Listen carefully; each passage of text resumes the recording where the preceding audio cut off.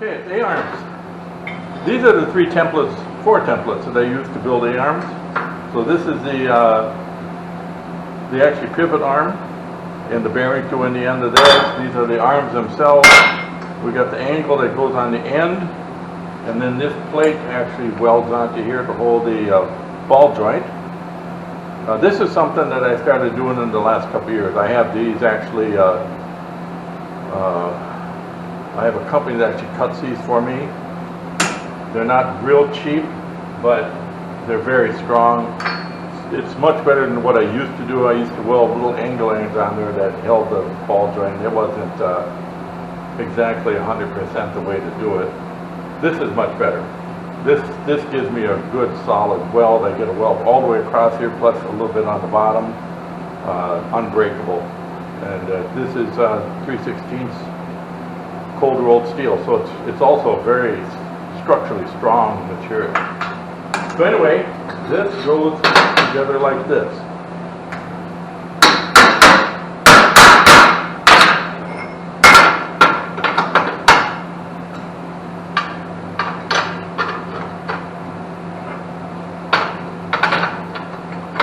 Now the big care I have here is I want to make sure that these ends are down good and flush. I'll tack them here, and then I'll tack them here, and then weld this. I'll pull it out of the form, and I'll just keep doing them. And then when I'm done, I weld all the way around these corners here. And then the last thing I'll do is put this on, which goes right there like that. And then on the bottom, there's a couple tubes that go on here to hold the shock. So a pin goes through to hold the bottom of the shock. On the upper ones, there's a bracket that welds on the front where the anti-sway goes. So I'm not going to really go into showing you how I weld these. I mean, we'll show you when they're done. It's not going to really be too exciting. Rather tedious work. This is one of the more tedious things to do, time consuming, but it actually goes pretty good. So we'll show you what's going on later. I'm down to the last one here. These are all done as far as the bracketing and that. I still have to do the shock mounts and the anti-sway mounts, which goes really quick. That's pretty easy. But this is the last one where I'm welding a plate.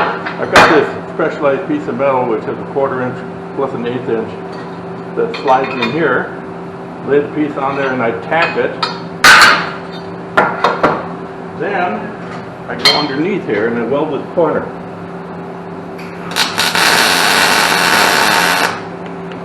You do each side, and you do this first.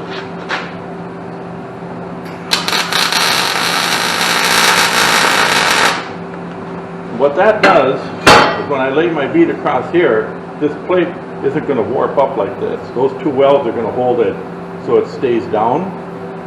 Otherwise there'd be, the ball joint would sit in there crooked and it wouldn't have, it wouldn't fit in there nice and tight.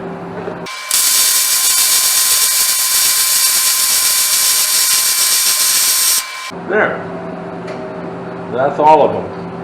So I don't think it's like laying dimes. It's more like laying pesos. It's a little bit of a smaller weld. Sometimes what happens on these deals is I'll be welding and I'll smell something burning. And once in a while the rags up here, one will catch on fire, which you just grab it and throw it in a pail of water. This time my pants got on fire. I've had it happen before. I wear leather booties. I forgot to put them on, and sure enough, I could feel this hot foot, and my pants leg was on fire. So you'd think you'd learn after a couple hundred years, wouldn't you? So you can see this one's done. I think it's still hot. I got the other one in the oven right now. Yeah, she's warm. You can see it's pretty nice. It's got I like this powder. It's satin black. I used to use flat black, and it ages, it gets darker.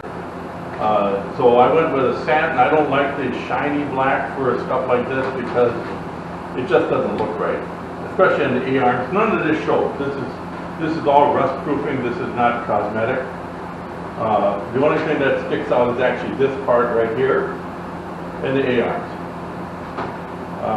But I think this looks better. It's got a nice texture to it. It's kind of a, I don't know, it's not orange peel, it's more like a sand finish. It's kind of different. And I didn't specifically order that, it's just what ended up in it. When I used it, I was a little surprised, but I kind of like it. So that's one, and we'll show you what the A-arms look like when we get done. And just quick shot of this thing. This one's out of the oven, just like the other one, looks good. Got my little lift here, which I use to transport these in and out of the oven. Works pretty good. It's kind of built like an engine hoist out of just 1 inch square material. This end here can extend in and out, you know, if I wanted to do a little more of a reach or whatever. Kind of a handy deal. Had that for probably about 6 years ago I built that. Okay, I got a little carried away yesterday and just kept trudging along. I got the A-arms done. As you can see, I got them all welded up and powder coated and everything. I usually chamfer these edges off just because it looks a little nicer. This is the bottom A-arm. Top ones are identical except they have the tab instead of the tubes.